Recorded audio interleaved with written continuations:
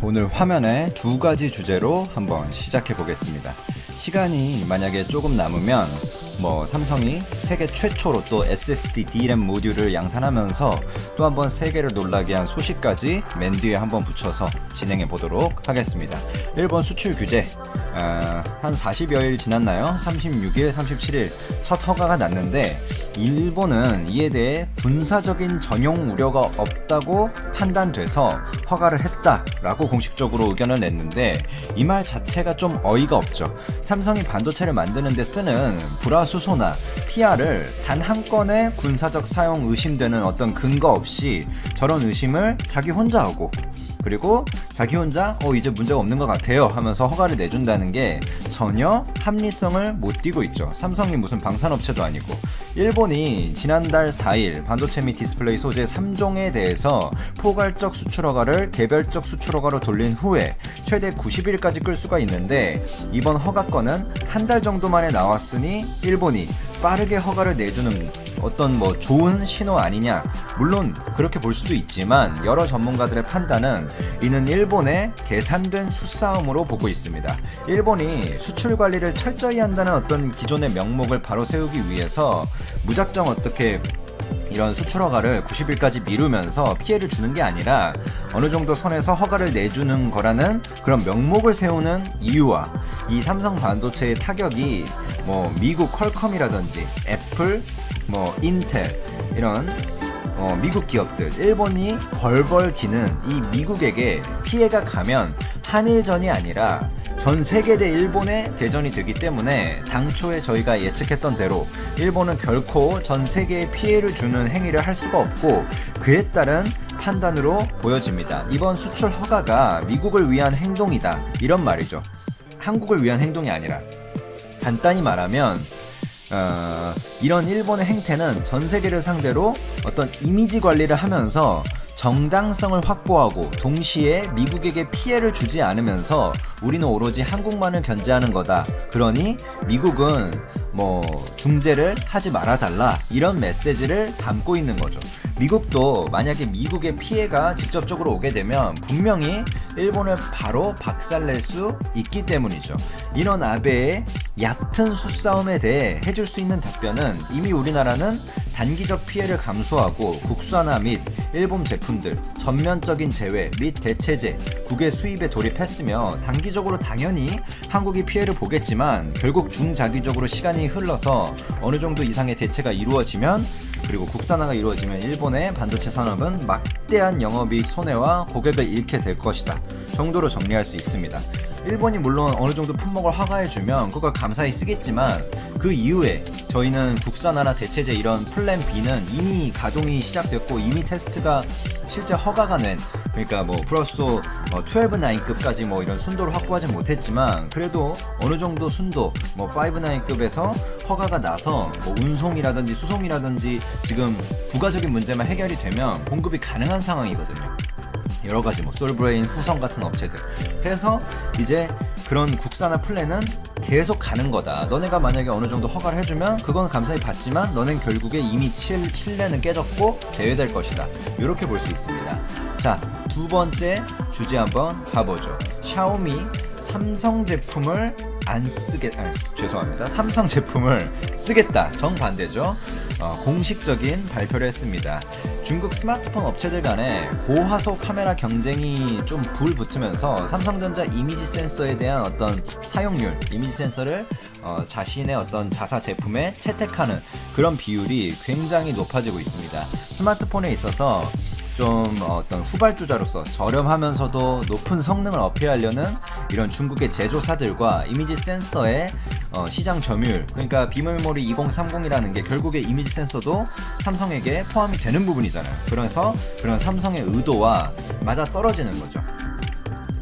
이 이미지 센서 분야에서는 삼성이 지금 비메모리 분야에서 파운드리도 있고 여러가지 차량용 반도체도 있고 여러가지 분야가 있지만 이미지 센서 분야가 삼성이 또 잘해주고 있는 분야거든요. 지금 세계 2위인데 일본 소니가 지금 1위를 차지하고 있습니다. 이 분야에서 속속 삼성에게 지금 채택률이 높아지고 있고, 이것은 일본이 경제 보복을 하면서 또 신뢰성을 잃게 되는 부분도 없지 않아서 뭐 약간의 반영은 있다, 이렇게 볼 수가 있습니다. 그리고 품질 면에서도 삼성이 지금 전혀 밀리지 않고 오히려 앞서 있다고 평가되는 그런 매체들도 많습니다. 저는 뭐 객관적으로는 거의 동등 수준으로 보고 있습니다. 중국의 샤오미는 지난 5월 출시된 삼성전자의 최신 이미지 센서 GW1 기반의 센서를 주력 제품인 풍미 시리즈에 채용을 하겠다라고 밝혔습니다. 이 GW1은 업계 최초의 6400만 화소 이미지 센서인데요. 0.8 마이크로미터, 즉 마이크로미터는 100만 분의 1미터죠. 이 초소형 픽셀을 사용하면서도 아이소셀 플러스 기술로 픽셀 간 간섭을, 그러니까 빛에 대한 어떤 간섭을 줄여서 색 재현성, 뭐 연색성, 쉽게 말해서 그런 것을 높인 게 특징입니다. 샤오미에 이어 이런 스마트폰 5위 업체인 오포 역시 같은 제품을 자사 스마트폰에 적용하기로 이미 밝힌 바 있죠. 삼성 걸 이미 쓰고 있습니다. 오포는 또 이미지 센서는 카메라 렌즈를 통해 들어온 빛을 디지털 신호로 변환을 하는 거죠. 그러니까 결국에 센싱해가지고 디지털 신호로 변환한 다음에 그거를 프로세싱하는 그런 단계를 밟고 있는데, 여기서 소니가 한 50% 정도의 점유율을 가지고 있단 말이죠. 하지만 삼성전자가 뭐 빠르게 점유율을 확대 나가고 있기 때문에 파운드리도 TSMC를 지금 빠르게 뒤쫓고 있죠, 삼성전자. 근데 TSMC는 물론 EUV 뭐 이런 내용들이 나오면서 삼성전자가 TSMC보다 기술적으로 어느 정도 앞서 있다, 큰 틀에서는 나노 싸움에서는 지금 앞서 있는 게 맞는데, 하지만 후공정이라든지 패키징이라든지 여러 가지 전체적인 측면에서 TSMC한테 조금 품질 면에서 과연 앞서고 있는가, 이런 의문이 제기되는 면이 맞는데, 이 이미지 센서에 있어서만큼은 삼성이 절대 소니한테 품질적으로 밀리지가 않습니다. 이건 객관적인 평가고, 단시간 내에 어느 정도 저가 영업을 해 나가고, 그리고 소니가 이번에 일본 경제보복과 관련해서 신뢰성도 많이 잃어가고 있기 때문에 뭔가 이번에 좀 단기간 내에 많은 점유율 확대가 이루어지지 않을까, 이렇게 보고 있습니다. 특히 이 경쟁적으로 고화소 이미지 센서를 채택하는 중국의 스마트폰 제조사와 지금 삼성이 계속해서 채용이 늘고 있고, 좀 뭐 이런 점유율이 늘고 있다는 점은 좀 굉장히 긍정적이죠. 중국이 뭐 별로 중국을 좋아하진 않지만 그래도 중국이 큰 시장이라는 점은 맞고, 거기에 우리나라의 제품을 많이 팔아야 된다, 이런 거는 당연한 얘기니까요.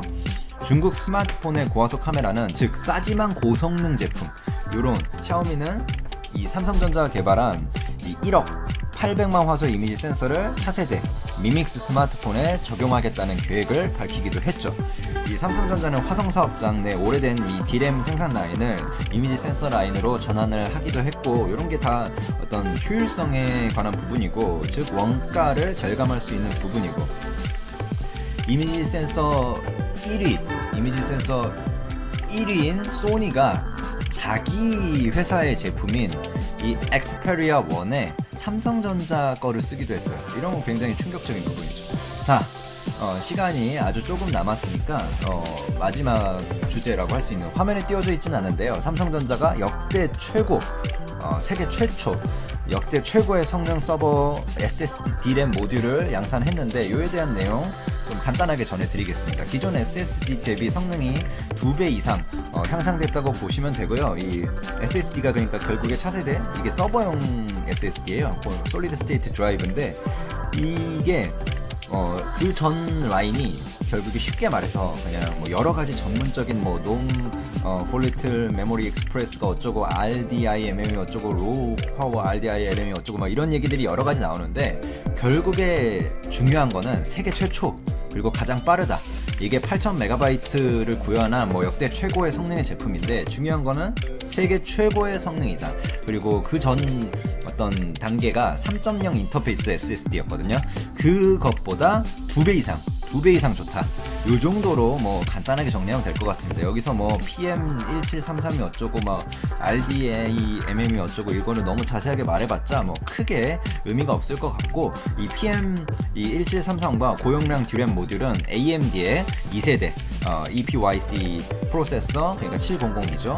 요거와 함께 신규 서버에 탑재될 예정이라고 합니다. 이 삼성전자가 8기가 그리고 16기가 DDR4 제품을 활용해서 8기가부터 결국에 최대 이제 256기가 용량까지 다양한 RDIMM을 제공하면서 이 사용자들의 어떤 고용량 RDIMM을 활용할 경우에 CPU당 최대 또 4테라의 메모리를 사용할 수 있도록 또 제공을 해주는 면이 있죠. 이런 거 좋다고 생각을 합니다.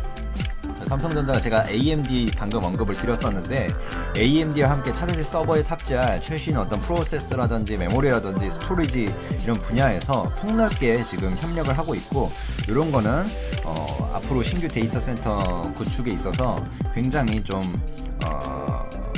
긍정적인 부분이다. 이렇게 그러니까 PM1733이랑 RDIMM이랑 LRDIMM과 함께 AMD의 지금 EPYC7002 프로세서 이런 것들이 함께 고객에게 제공되면서 어떤 새로운 표준이 형성되고 있거든요. 이런 거는 데이터 센터의 분야에서 좀 리딩하는 데 있어서 또 좋은 어떤 부분이다. 이렇게 평가할 수 있을 것 같습니다. 추천 한번 정중히 부탁드리면서 오늘의 영상 마무리하겠습니다. 감사합니다.